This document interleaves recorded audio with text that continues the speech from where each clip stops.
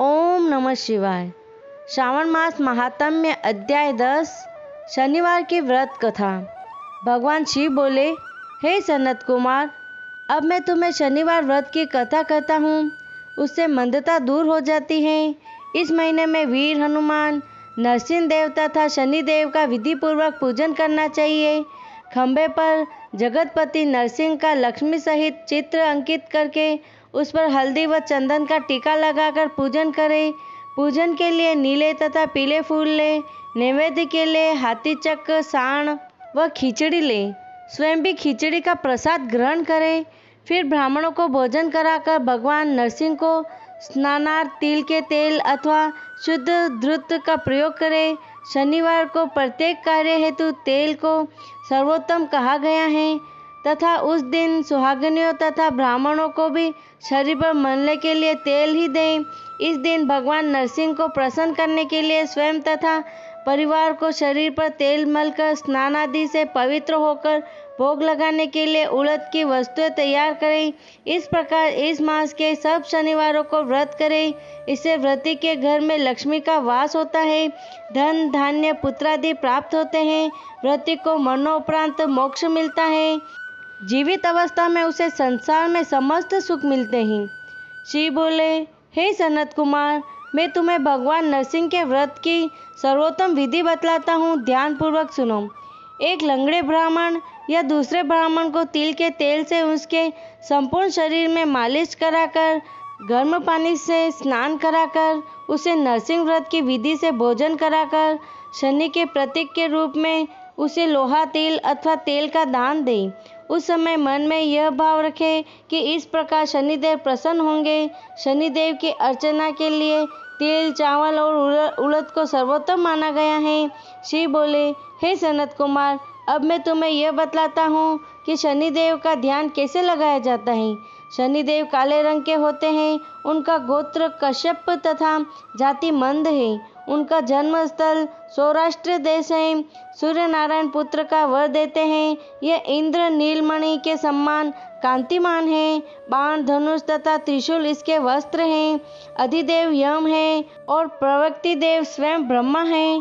इनको कस्तूरी, अगरू, चंदन तथा गुग्गल प्रिय हैं तथा नैवेद्य के लिए इनको खिचड़ी अच्छी लगती है। शनिदेव की पूजा के लिए लोहे की तस्वीर स्थापित कराकर दान के लिए काले वर्ण का ब्राह्मण चुनना चाहिए। उनको दान में काली तथा बछड़े वाली गाय के साथ 2 काले कपड़े दे। तत्पश्चात प्रतिमा का पूजन करें। इस व्रत की कथा इस प्रकार सुने। प्राचीन काल में जब राजा नील का राज्य नष्ट हो गया तो उसे अपने राज्य को बचाने के लिए शनिदेव का व्रत किया था। उस पर शनिदेव ने हर्षित हो उसे फिर शासन दिलवा दिया। प्राणी को मन में यह धारण कर शनिवार मुझ पर प्रसन्न हो पूजा करनी चाहिए।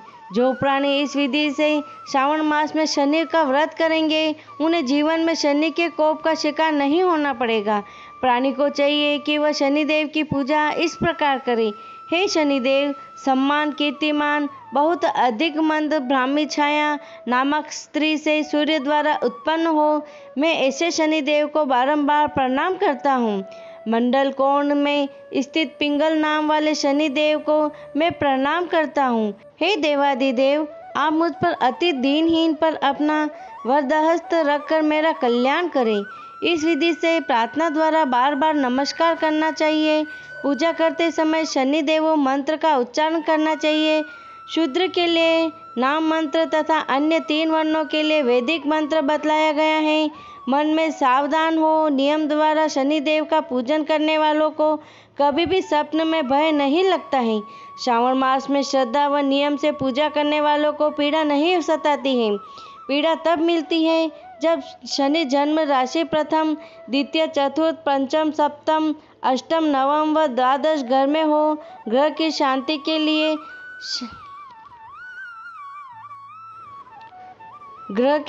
के लिए श्यामाग्नि मंत्र का जाप करें।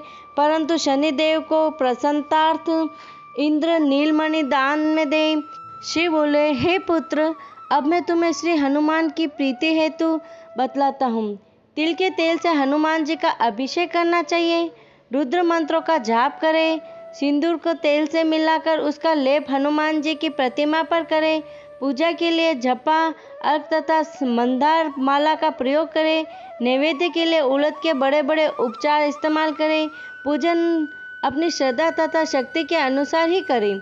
हनुमान जी के 12 नामों यथा हनुमान, अंजनी पुत्र, वायुपुत्र, महाबली, रामेष्ट, फाल्गुन, पिकांक्ष, अमित विक्रम, अवधिक्रमण, सीताशोक, विनाशक, लखन प्राणदाता एवं दशग्रीव दर्पहा का जो प्रातः उठकर स्मरण करता है उसे कभी भी किसी प्रकार का कष्ट नहीं सताता है। उसे संसार में समस्त रिद्धि सिद्धियाँ प्राप्त होती हैं। श्रावण मास के प्रत्येक शनिवार को इस प्रकार पूजन करने वाला व्रज तुल्य शरीर का स्वामी होता है। वह बुद्धि और वैभव एवं धन संपदा का मालिक होता है। उसके शत्रु नष्ट होते हैं। सभी उसके घनिष्ठ प्रेमी मित्र बन जाते हैं।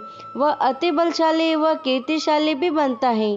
हनुमान मंदिर में ध्यान मग्न हो जो 1 लाख बार हनुमत कवच का पाठ करता है वह अणिमा सहित अनेक सिद्धियां प्राप्त कर लेता है। उसके दर्शन मात्र से यक्ष, राक्षस, वेताल भाग छूटते हैं। शनिवार को पीपल स्पर्श और उसका पूजन अवश्य करें। शेष दिनों में यानी कि सोमवार से शुक्रवार व रविवार उससे दूर रहे। शनिवार को पीपल स्पर्श से रिद्धि सिद्धि बढ़ती है। श्रावण मास में पीपल स्पर्श पूरे महीने करना लाभप्रद रहता है। इति श्री श्रावण मास 10वां अध्याय संपन्न। इस 10वें अध्याय के पाठ श्रवण से शनि व हनुमान देवताओं की कृपा प्राप्त होती है, मनोरथ पूर्ण होते हैं। ओम नमः शिवाय। ओम नमः शिवाय।